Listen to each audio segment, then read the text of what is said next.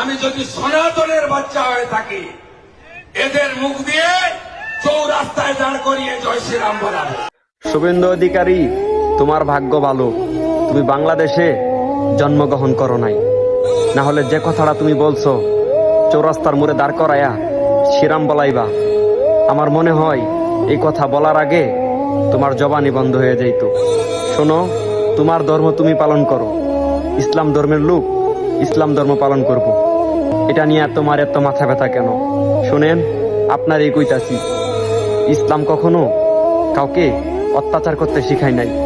তবে আপনাদের কিছু হিন্দু ধর্মের লোক যাদের ইসলামের কথা শুনলে গা চুলকায়।